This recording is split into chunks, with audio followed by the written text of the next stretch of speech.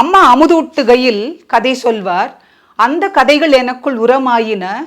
அதை என்னுடைய சக மாணவரோடு நான் பகிர்ந்து கொள்ளுகின்ற பொழுது அதுவே என்னை எழுத்தாளனாக உருவாக்கி இருக்கிறது என்று கூறுகிறார். இதில் மொத்தம் 12 கதைகள் இடம்பெற்றுள்ளன. முதல் கதை சாளரம். சாளரம் என்றால் என்ன நினைப்போம்? ஒரு ஜன்னல், அவ்வளவுதான். நம் மனதெல்லாம் அவ்வளவுதான் இருக்கிறது. ஆனால் இதில் காணப்படுகின்ற ஒரு வங்கி மேலாளருடைய உள்ளம் சாளரம் என்பது மிகப்பெரிய அளவிலான ஒரு ஜன்னல் என்பதை காட்டுகிறது.